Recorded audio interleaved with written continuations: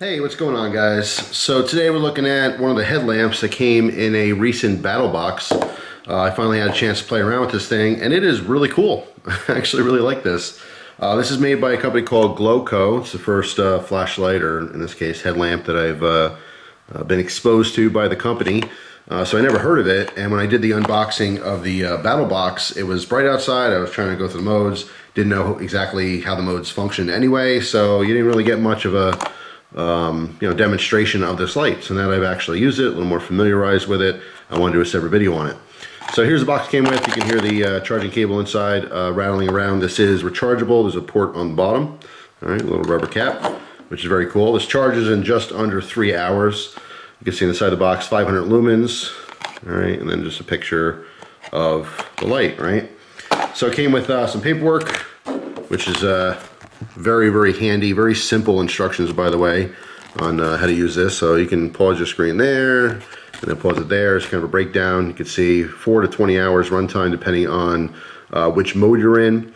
All right, weighs 74.1 grams. Got the size here, shows you the different LEDs.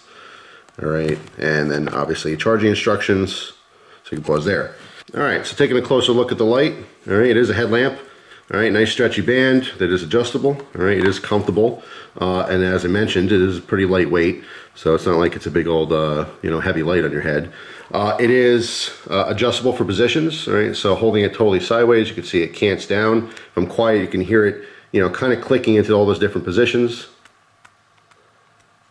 So there's like 5 or 6 positions that it goes downward. All right, it does not go completely downward. It goes almost like a little bit of a 45-degree angle downward. Now it does not cant up. However, because it's a headlamp, you can put it on upside down if you want to angle it up. Okay, I think it's very important to have a headlamp that faces up, particularly indoors. If you're inside of a building, especially a regular height ceiling, and you walk into smaller rooms, if you have a flashlight even on a lower mode that's facing straight up, it can illuminate the entire room hands-free. So let's say you have to go to the bathroom or something, or you have to go into a walk-in closet, some smaller space. Having it completely hands-free like that and having the whole room light up is a really, really nice option. So like I said, inherently, even though there's no upward angle, you can just turn it upside down to create that. So as far as the function on this light, there's 2 buttons on top. If you were wearing it, the button on the right and the button on the left, right? These are 2 separate functions. So if you hit the button on the left, we have kind of our main light, okay? It's kind of a bluish white LED. There's a heavy blue tint in it, which is not favorable. A lot of people like more, neutral whites or just, whites. It's not a big deal though. It is fairly bright. This is supposed to be 500 lumens on its max output. What the big feature here is that we have a sensor to be able to wave in front of it to shut it on and off. Now if you look, sometimes its sensors trip twice, so it just flashes. So if I wave up, and it doesn't matter what direction, by the way, so I can wave down to turn it on, turn it off, or I can wave up to turn it on. So the direction where you're waving doesn't really matter, it's just the movement in front of the sensor, but you have to kind of be quick with it. All right, so if I come down quick, you see how it double tripped? So it went on and then went off before my hand passed it. So it's not as consistent as some other lights, like I believe I had an O-light that had a sensor like this. But the problem with the O-light is that it would trip way out here. So if I'm standing close to a wall or something and I move around, it would shut off or turn on if I don't want it on. So I mean, this is better in that sense that it only works closer. So even here, it's not tripping. You have to just go right in front of the actual light. That's actually a bonus. But like I said, it's not always as consistent. All right, right off. This case is working really well. All right, so let's try this again. On, off, on, off. Let's go the other way. On, off, on. See, didn't go on. So you just have to kind of be deliberate in your movements there. Not a huge deal though. Pretty cool technology. So far we have a pretty cool headlamp here. All right, comfortable strap, pretty lightweight. We got some adjustments, all right, so we can angle the thing. And then of course, we have that cool function of using hands-free on-off, as long as you're deliberate with your movements. But there's a lot more going on here, which I think is what makes this really unique. But before I get into the other modes, the other button, I have to show you the face here, so you better understand what's going on. So the main LED you've seen turn on and off thus far has been this center LED, okay? It's deeply set and it has a reflector. So what this is doing is creating all throw. So you get distance with your light, it's throwing it out there, right?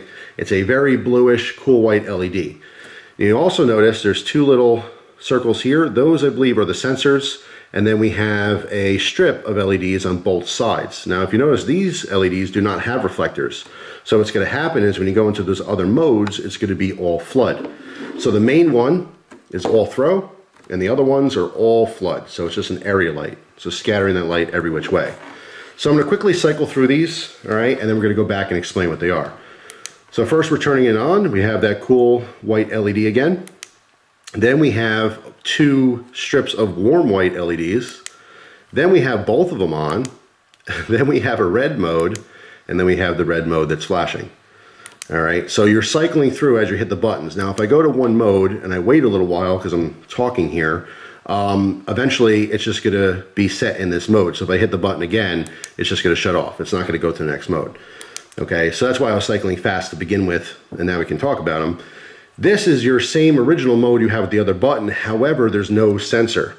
So if you're like, oh, I'm never gonna use that hands-free thing, you don't have to. It's a separate dedicated button to activate those sensors. This will not accidentally turn on or off. You have to deliberately hit that button. I think that's really cool because the other flashlights that I've had that had sensors, you couldn't shut it off. That was just the feature of the flashlight. All right, so now as I cycle through to the second set, all right, you can see that these are all the outside LEDs, but they're warm white, all right? Let me get my camera to focus again here. Kind of blew out from the light there. So there we go. If I zoom in and out, sometimes it helps. All right, so now we have just a whole area light that's all flood. It's just scattering light every which way. So if you're close to something, if you're indoors, this would be more beneficial. If you're outdoors, that's when you might want to use that original beam. All right, so again, look at the difference here between the first mode, which is all throw, and again, that very bluish white LED, compared to the second mode, which is all flood, and then the third mode, which is both. Okay, so you get the best of both worlds. And then clicking again, we just have these solid red LEDs, which of course, red preserves your night vision.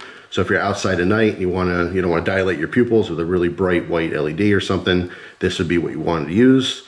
And then cycling through again from the beginning, would go to the slow blink on the red LEDs. So it's not really strobe mode. This would be more suited for like an emergency. If your car broke down or something, you could put this on the trunk of your car facing towards traffic, and obviously people would know something was up. They'd be aware of you, maybe not hit you at night, which would be nice. There's a variety of things I guess you can use that light for.